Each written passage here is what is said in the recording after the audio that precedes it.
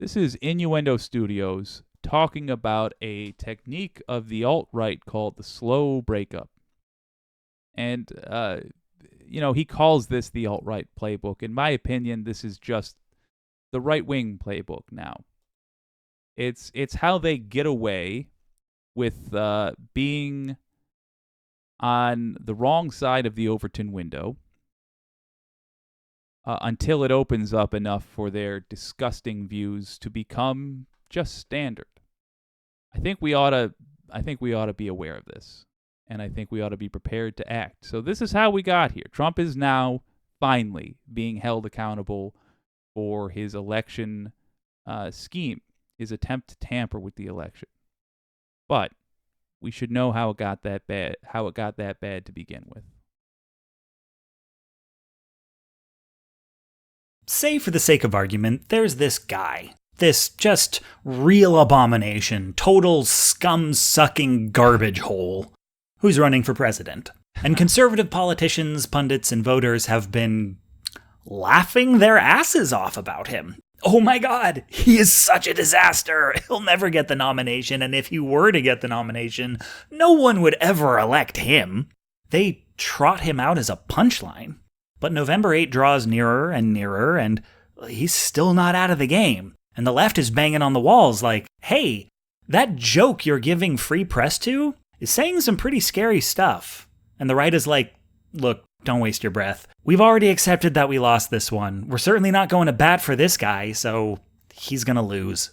And then at the last second, when they do go to bat for him, and he does win, and the left is like, what the absolute heck, my dudes? They go, can't do anything about it now. Left is like,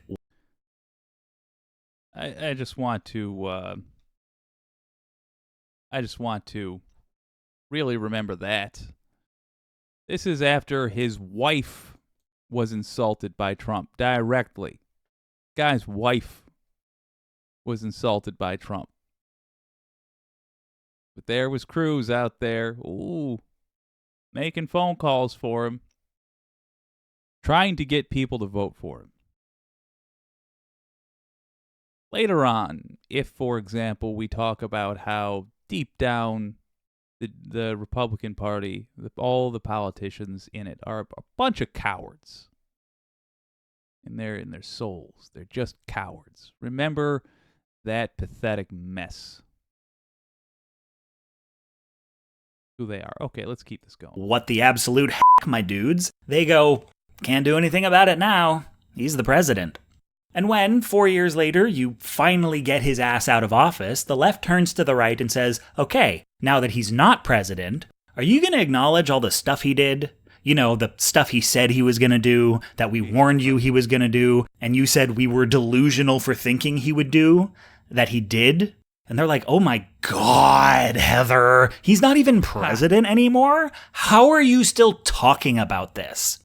I call this one the slow breakup. It's like when your partner starts canceling date nights and then starts getting home really late and then starts sleeping on the couch, and you keep asking, hey, is there something wrong?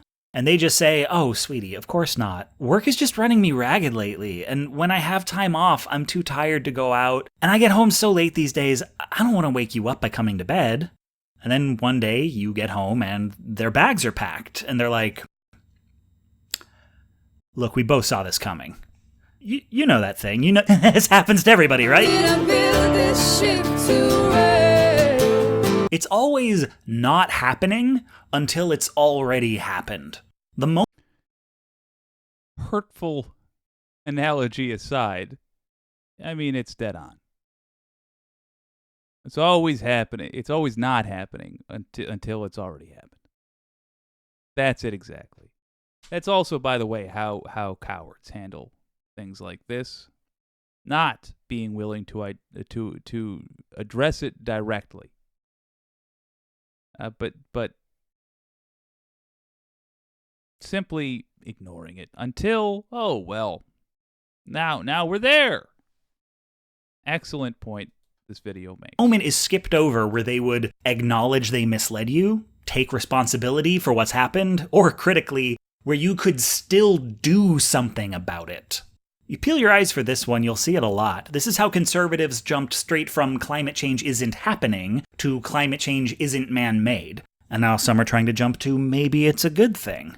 Rhetorically, all these arguments mean triple-digit water temperatures in Florida. 101 degrees.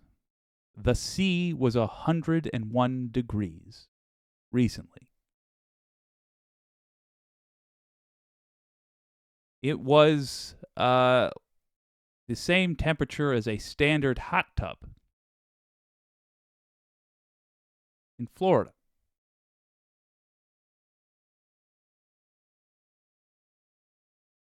No, it's a good thing. It's good. It's good. That's normal. That's fine. the same thing. We decided long ago what we were going to do. Nothing you say will change our course. This conversation is over.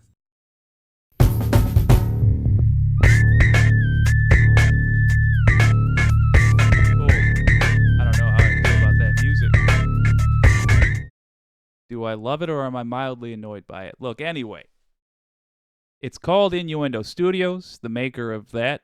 They've got a link in the description if you want to check out more from them. I will certainly be showing more from them on this stream. What can you do about it? Just recognize it. Call it out. Be firm. And make sure you call the folks who are using it cowards. Make sure they understand that you are telling them that they have no backbone for not being willing to address it directly. And you really want to twist the knife. Mark, if it's somebody, if it's somebody that is in your life and you're like, all right, if I call them a coward directly, then I'm going to be ruining a relationship over a relatively small political thing, but I still don't want them to use this on me. I'm insulted that they are using this on me. Here's how you handle it. Get their firm commitment in the moment for how they will act later. You tell them, so you say that after all those things, if Donald Trump runs again, you're not going to support him? Or you say, let's just obscure it and say it's something like global warming. So you do agree that if it was man-made, then it would be a bad thing. Can we lock you in on that? That if it turns out this is man-made, that we are causing this, that it's a bad thing and we should change it. Lock them in. That's how you combat the slow breakup. Now, I'll also say, in the case of an actual breakup, my advice is to never follow my advice. I don't know. But in the case of the slow breakup as a political technique, lock people in to what they are standing by. And if they don't have the courage to stand by something they're clearly planning on doing, make sure they're aware that you see them. Because it's going to make them harder. It's going to make it harder for them to later betray us. by then following through with the evil thing that they intended to do.